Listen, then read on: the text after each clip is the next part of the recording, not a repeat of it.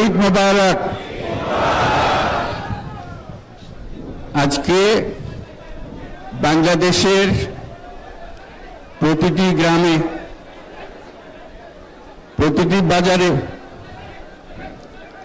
প্রতিটি গঞ্জে, প্রতিটি শহরে ঈদের জামাত অনুষ্ঠিত হচ্ছে।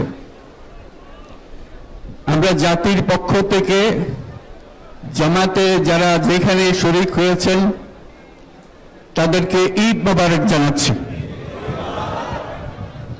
একটু জোরে বলেন, তারা যেন সবাই শুনতে পায়। যারা ঈদের জামাতে শরীক হবার সুযোগ পান নাই তাদেরকেও আমরা ঈদ মোবারক জানাচ্ছি, সেটাও জোরে ঈদ মোবারক দেন।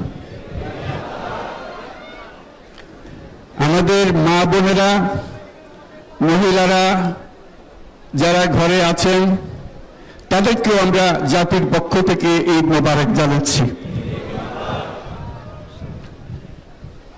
আমাদের প্রবাসী শ্রমিকরা যারা বিদেশে আছে, সারা বছর কষ্ট করেছে, আজকে হয়তো ঈদের জামাতে যেতে পারবেন কিংবা যেতে পারবেন না, কিন্তু জাতির পক্ষ থেকে আমরা তাদেরকেও ঈদ মোবারক জানাচ্ছি। যারা বাংলাদেশিরা আছেন পৃথিবীর বিভিন্ন দেশে, জাতির পক্ষ থেকে তাদেরকে আমরা বলে যাইনি, তাদেরকেও আমরা ঈদ মোবারক জানাচ্ছি।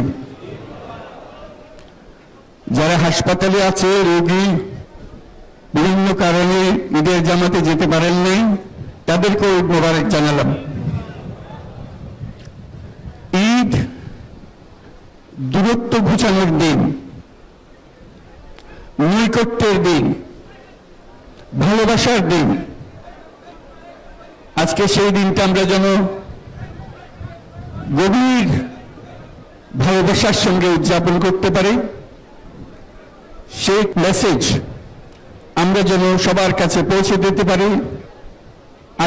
আজকে একটা অটুট ঐক্য গড়ে তোলার দিন, এবং আমরা স্থায়ীভাবে এই ঐক্য গড়ে তুলতে চাই।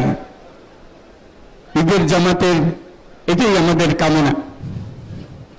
আজকে মোনাজাত হবে, মোনাজাতে আমরা অবশ্যই যেন স্মরণ করি, আল্লাহর কাছে প্রার্থনা করি।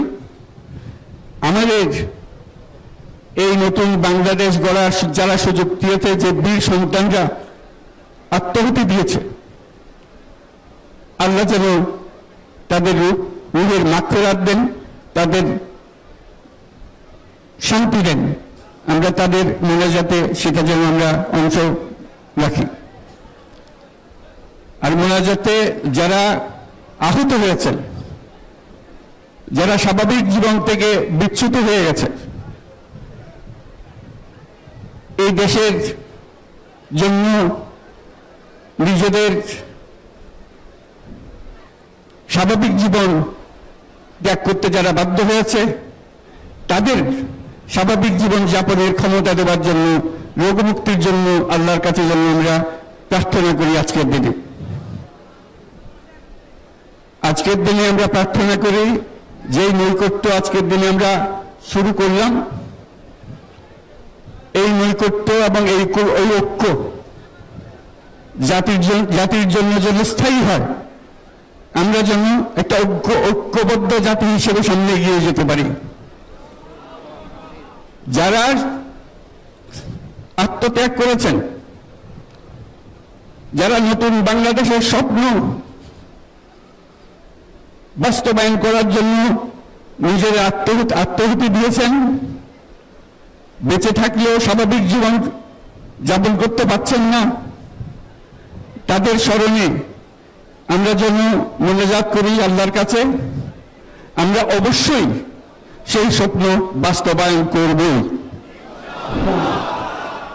শত বাধা সত্ত্বেও, যত বাধাই আসুক, আমরা ঐক্যবদ্ধ জাতি হিসেবে এই নতুন বাংলাদেশ গঠন করব ইনশাআল্লাহ। এই মোনাজাতটা আপনারা সবাই মিলে একসঙ্গে করবেন। ধন্যবাদ সবাইকে। ঈদ মোবারক সবাইকে।